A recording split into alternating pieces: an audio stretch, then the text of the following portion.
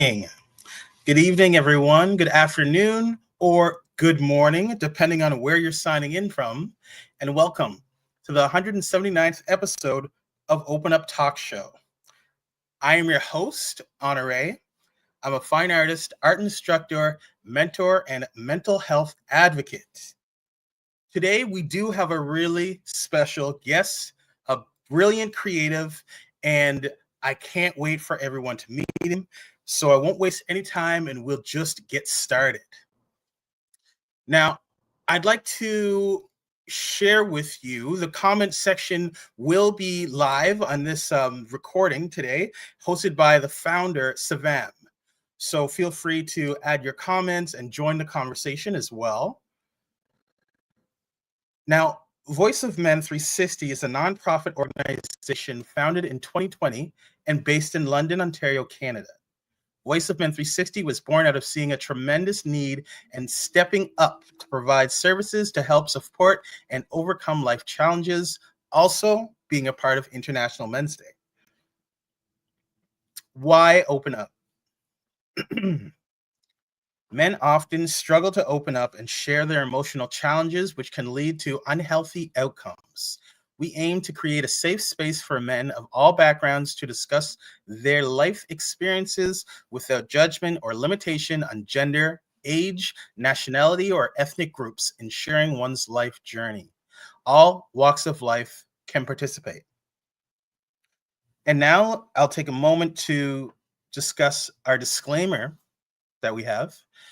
We would like to remind you that Voice of Men 360's mission is always delivered with good faith towards peaceful harmony. The views and opinions expressed in today's episode are those of our speakers and do not represent Voice of Men 360. Our organization engages in discussion forums to offer inspiration and create awareness of the issues of men who wish to overcome their life challenges. We are not providing medical or therapeutic advice. Should you require that type of assistance, we recommend you contact a medical professional immediately. Okay, and without further ado, we have our guest for this evening, a writer, editor, and has an illustrious background in education, Edwin, coming in from Malaysia. Welcome, Edmund, to the show. Thank you. Very happy to be here today. We're happy to have you. Thank you for your time.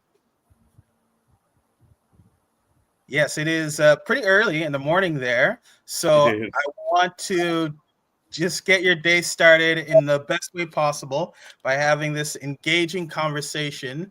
And I'd like to start off with if you could just tell us a little bit about how you got inspired to pursue a career in creative writing and all of that you do with writing and helping youth.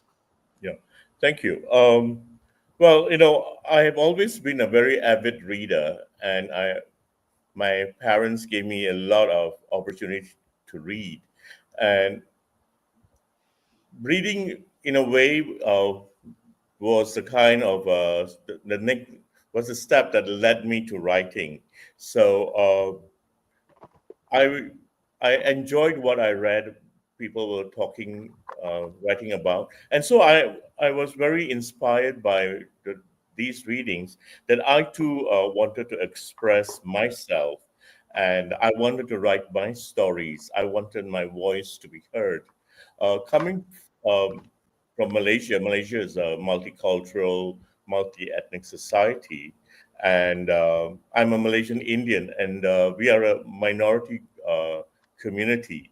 I wanted this minority voice to be visible. I wanted to give voice to what was happening in our lives, and I felt that it was important for that to be recorded, and I felt that I was in a position to do that. So I started writing in English. I write only in English, although Malay is our national language.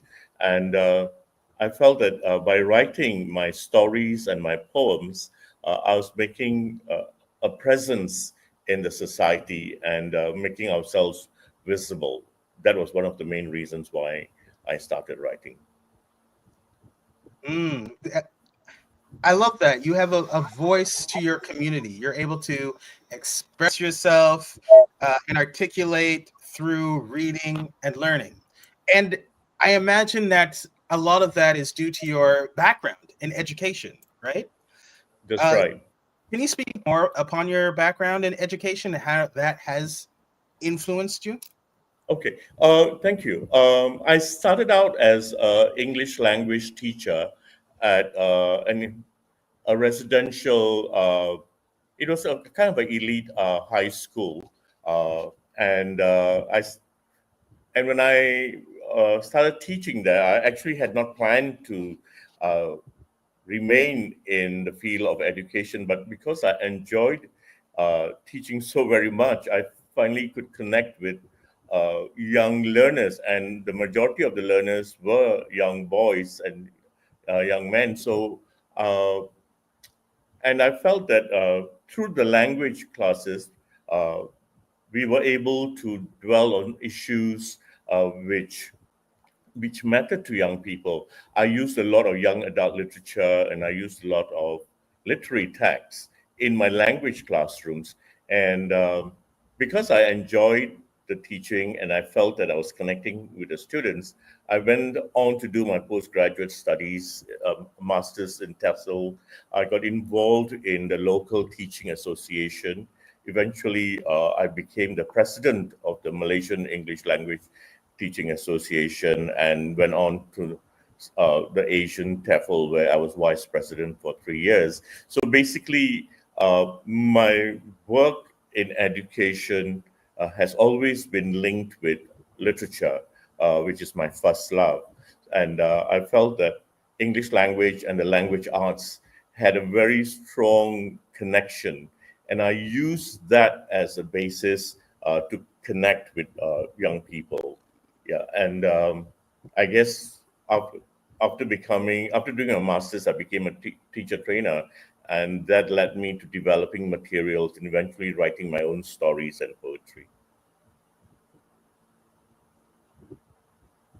Mm, right. Words can be so powerful. We can inspire Exactly. people, and you've also gone on to win some awards of your own for your talent and the way you do inspire people. Very commendable. Thank you. Also, I wanted to mention I was also in part of an ESL program, which I really enjoyed. I enjoyed how engaging the courses can be and how you can really get in touch with somebody on such a deep level through grammar, literature, and even online through like online uh, learning experience. So that is something special and quite a It is. talent. It is. Uh, Hmm. it's really nice when a student comes and tells you that that passage that we read in the class, that poem that we read in the class, really meant something to me, and that's when you find that the lesson becomes meaningful when students are able to draw from what you're teaching and make it something of their own. This connection, this ownership, I think, is what learning is all about. That's Mm. what I advocate. Yes. Yeah, absolutely. And that sentimental aspect to learning makes it all worthwhile. Makes it easier for people to learn when you're that personable. Yes. All right. You also have a online journal, and can you tell us a little bit more about your Men's Matter online journal? And My pleasure. also, if you can express how it is helping boys and men's issues that they face daily. Thank you. Yeah. In 2020, I decided that I wanted to create a space uh, to explore men's and boys' issues. And I felt that one of the best ways would be to have a literary journal that provides a platform for people to discuss men's issues. So I wanted a journal which is accessible and it's free. So that's why I decided to have an online journal where anyone could go into the website and they could read the articles, they could read the poems. Yeah. So the main idea of this journal is to provide a platform to examine men's issues and both through literary and non-literary means. So there are short stories, there are creative fiction, creative non-fiction. We do reviews. We talk to authors. So, in terms of linking it with young boys and men, one of the things I do is work with young people. So whenever we find work which I consider worth publishing, so we would publish their work in the journal so that they get access to publication. Their works get read by other people, and very often what we do is I also get other writers to interview these young people, and I think it's very important that we give recognition to young people so that we are able to nurture them. And the journal is meant to educate, entertain, nurture. It's a very positive space. And we have contribution from both men and women. It's called Men Matters, and I think it matters both to men and women. It's not predominant. It's not meant to be an exclusive male space. It's very inclusive and it is very international. Yes. Now we did speak a little bit about this offline, and you were saying that men's matters. Some women had actually approached you saying, "Is it inclusive? The name isn't registering as it is inclusive." But I love how you just explained it right now on the record that it is in fact welcoming to all walks of life, which is great, which is what we advertise and what should always be advertised for that type of safe space. Yes. Yeah, and even more so the resources that you provide for those young writers is something that is definitely needed, and I can imagine more so in Malaysia to getting recognized and creating networking opportunities for these young writers, which is great. Is that something that you found has been quite helpful from feedback? Yes, it is. What we do is we have both face-to-face activities, and we also have online activities because sometimes it's difficult to be at a physical space. So I always accept invitations to go to schools or to universities to meet young people, to conduct creative writing courses. I also am involved at the University of Nottingham, where we have uh, a master's program in creative writing. So I actually get to work with local and international students. And I think providing this space where young people then get to explore their creativity.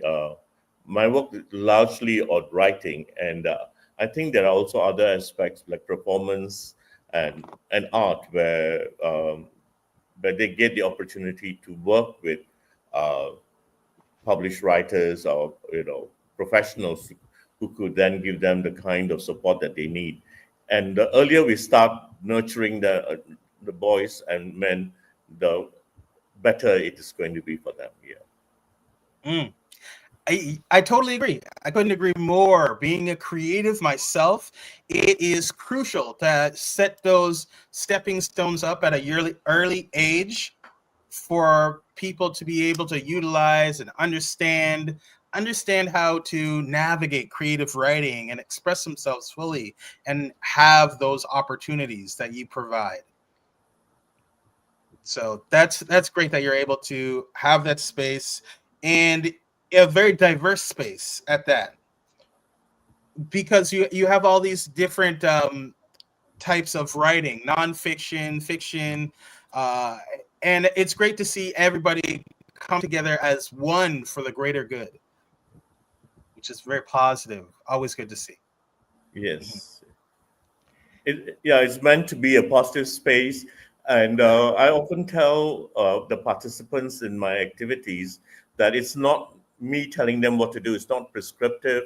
It's meant to be very often sharing and leading. So we say that, we spend time doing our writing, and then when it comes to a workshop session, we will be positive in our responses. There are many ways in telling someone that their work is weak, but we have to say it in a way that is not demeaning. So the energy that comes out from each other should be supportive. And that, I think, is important, that we inform all participants from the beginning that this is a sharing, learning, nurturing process, not meant to be overly critical and or unkind to anyone whose work you may or may not like. Yeah. Absolutely. I think fostering that type of constructive environment where you can have people give words of affirmation and let people know through critiques how they're doing and just how they're progressing. It's very impactful, 100%. Yeah. And would you say having that type of creative outlet is important for our young boys and men to have as they grow and in through their frontal lobes and understand where their place is in the world, having a creative outlet? I think it's very important to have this creative outlet, because very often, I think, especially boys and men tend to pent up and keep everything within. And so when you have a creative outlet, whether through writing, acting, performing, it then allows you to channel your channel certain energies that are being kept in. So it can be, so writing can be therapeutic. It allows you to explore, analyze, think about what's troubling you and how you can address it.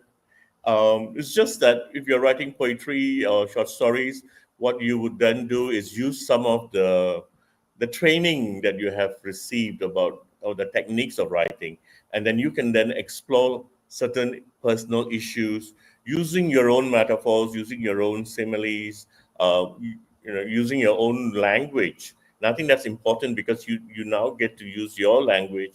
You get to examine what's either troubling you, or what is it that you want to celebrate about. It's good that we take time to both celebrate and also to analyze that which challenges us. Mm.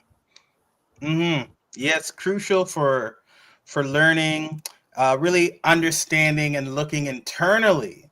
That's always helped me to express myself through my artwork and how I become creative and navigate that space. So definitely, again, fostering that type of constructive environment and giving those affirmations. It's always for the best when you're creating these creative spaces such It is, as yeah. you. And you've been a trainer as well, so you've been a trainer as well as your profession we were just talking about in literature.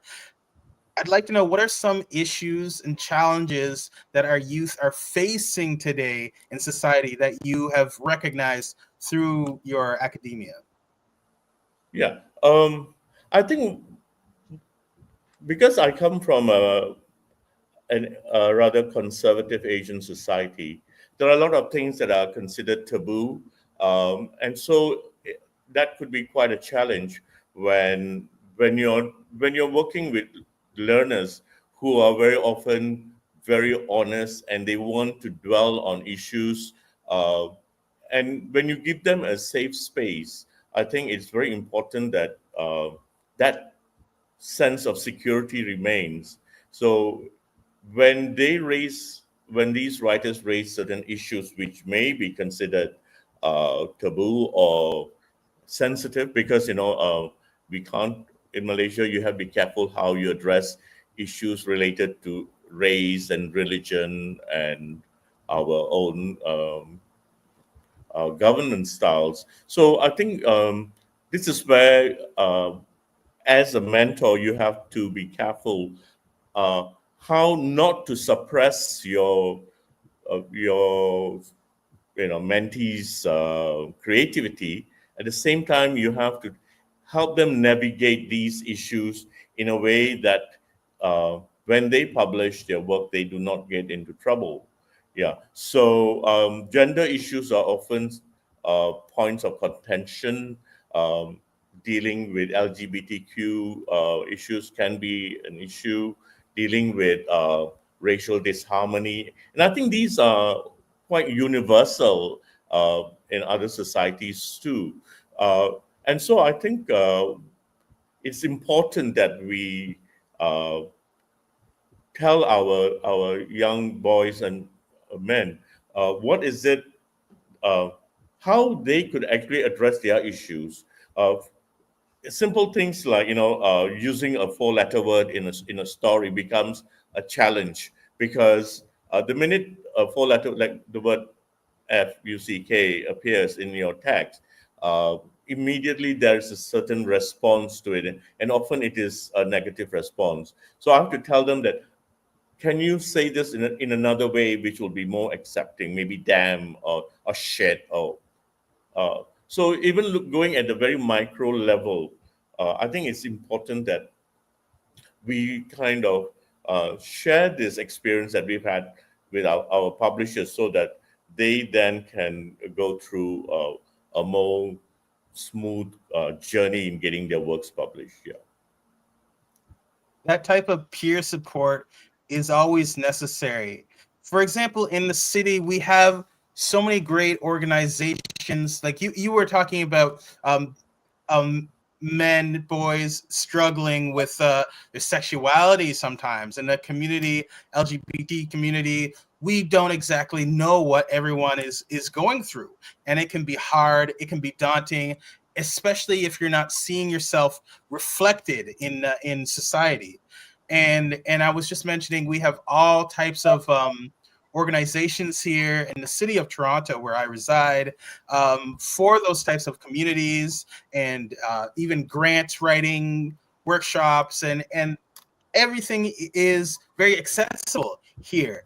And I imagine it is quite different in Malaysia, that whole setting, and they might not, and people might not even have types of um, outlets or organizations who they can turn to, or even have information on where they can take those first steps. So I can see that being hindering to some. But you did also mention something else that really stuck with me. I believe it is important as adults to provide that type of peer support, as well as have a responsibility to aid in the youth, and seeing them grow up, and leading by example. That's what I love to preach, and I think you're doing a great job, even providing a space to be able to do that for your youth. Very commendable. Thank you. And now, if we could, I'd love to kind of switch gears here and hear a little excerpt from a short story. If you could give us a short story during this time, I would love it, and I'm sure everyone else would as well. I'll read a story from this collection of stories which I published earlier this year. It comes from a collection called "Have I Got Something to Tell You," and I chose this short story. I'll read the beginning of this story because it is written from a young person's point of view. Here is a young boy who is in his late teens, and he's coming to terms with his uncle's death. um, his uncle is someone whom he had loved, but the uncle was it was difficult to love his uncle because of the very complicated man that he was, who was loving and kind at one time, and when he got drunk, he became violent. There was domestic violence, which is experienced. So he's torn between his love for his uncle and his aunt at the point of the uncle's death. And I use the word Periyappa, which is a term of address to an uncle in Tamil, and Periyamma refers to the aunt. When Periyappa died a few minutes before midnight, Periyamma stood by his hospital bed, crying quietly. My mother stood next to her sister, her eyes watering, but she didn't say a word. They had constantly been by his side for the last 2 weeks, taking care of him until the very end. Poor Priyama, I thought.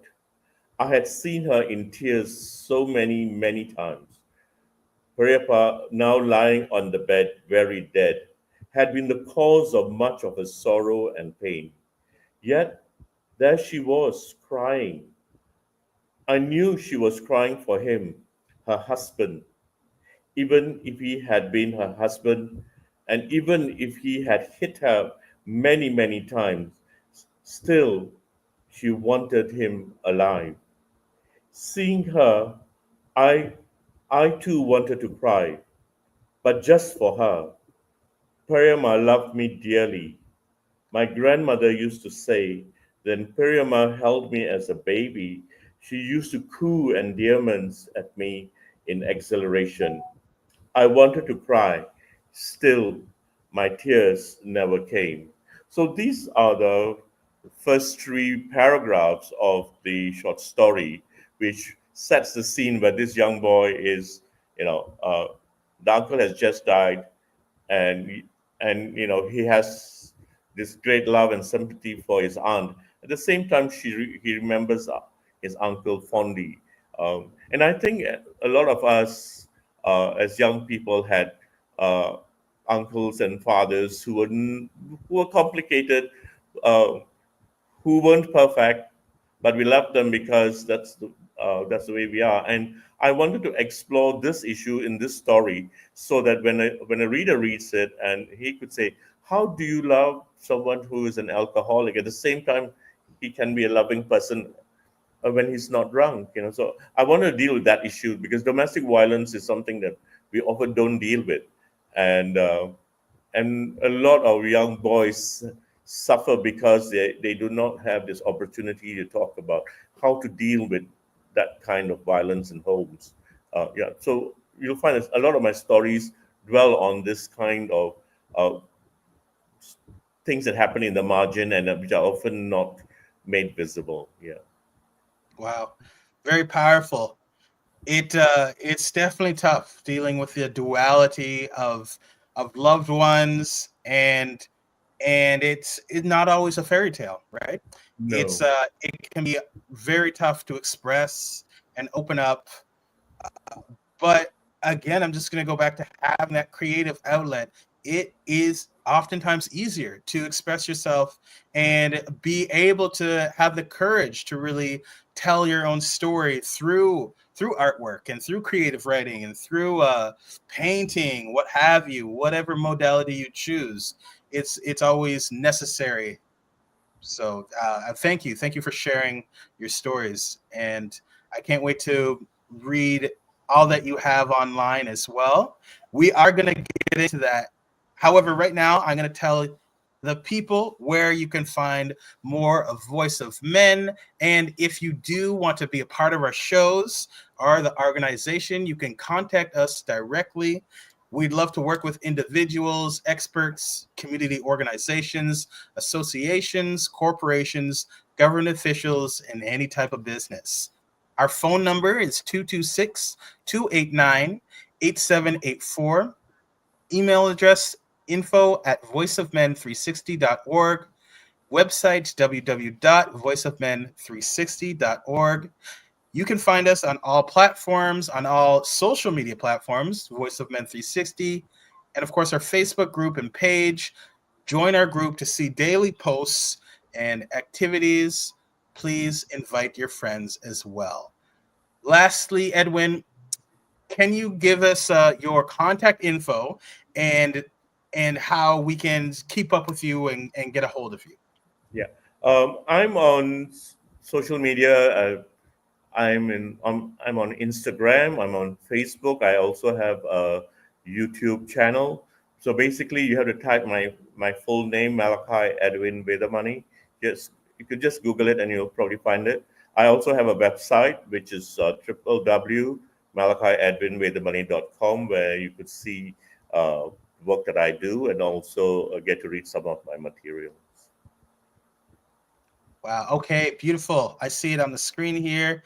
Oh, yes. And I definitely encourage everyone to go online and check out his website, the poems and short stories. He was gracious enough to send me some before we had this conversation, and it's some really powerful, great, moving stuff. So once again, thank you, Edwin. Thank you for helping navigate life's challenges one conversation at a time. We appreciate your time, and we'll see you next time. Take care. Thank you. Thank you very much. Yes.